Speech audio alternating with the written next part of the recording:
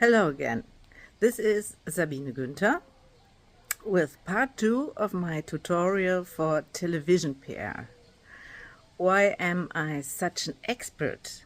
Because in more than 20 years PR for medical technology, medicine and industrial services that are all complicated topics which have to be explained, and they underlie, especially medicine, under special rules and restrictions. You cannot make public relations for medical topics like any other topic. So this is now an example which I will explain to you, which you can bring into any other topic. So when you intend to make public relations, for example, for a heart pacemaker. A heart pacemaker is nothing new. That does exist for decades.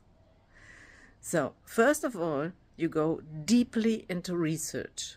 What exactly is new? And then you talk to your internal stakeholders and they will all tell you some technical stuff. See that you understand it.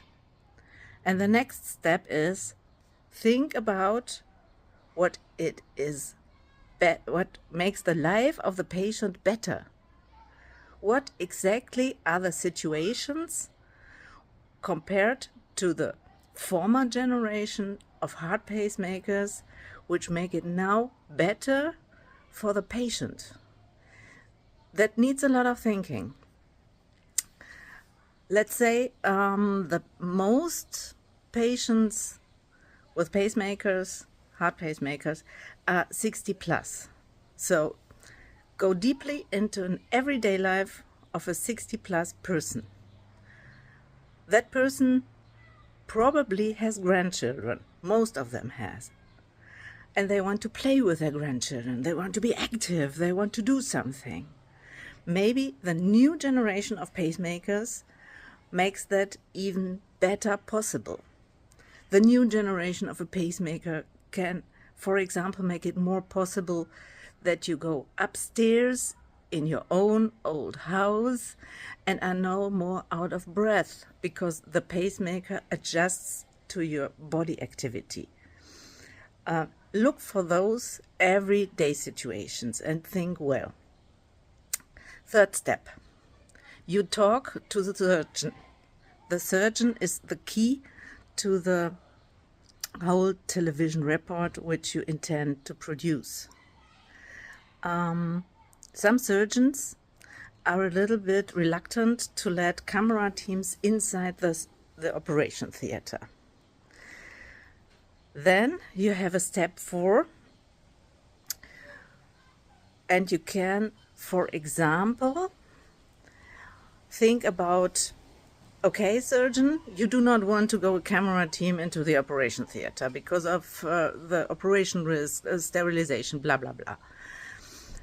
But then you could plan an interview directly before an implantation, well, while the surgeon has his surgical outfit on, his cap, his sterilization cap, gloves, etc.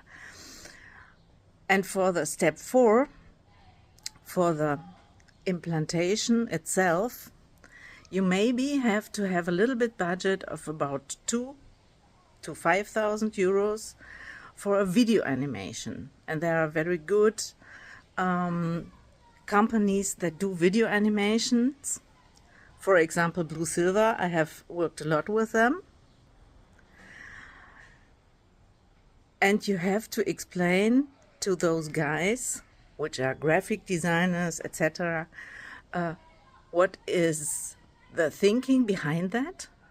Meaning they have to have a dummy body, a human body, and some sort of very authentic medical device which will be put into the body by surgery. Anyway, that is nicer for the TV viewer if you do not have some bloody scenes. No television program and no news program will send that. And before you start producing it or let it produce, look closely at the corporate colors of your TV formats. Look a lot of television. What colors do they use? Do they have their own video animations? Do it in the style of them, because you want them to send it. Okay, next step. Again, the surgeon. I told you, he is the key player in your television report.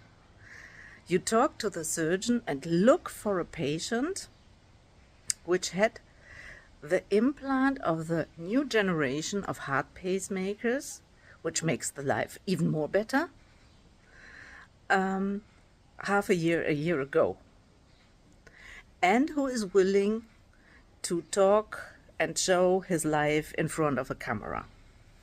That will also take a little bit of time, and in this time your service company provides the video animation, which mostly has to be adjusted, corrected, etc. Okay, and the patient, you will talk to the patient first of all yourself. You will visit him in person, and you will take pictures with your company's camera, because each content is extremely valuable. And if you have a patient story, a testimonial, a protagonist, then get the content for yourself, for your company, before you give it away to somebody else. That makes sense, or not? Step 5 is then to talk to the journalist in the television program, and it makes sense to meet the journalist and the camera team, two different things, don't mistake it, before entering the operation room.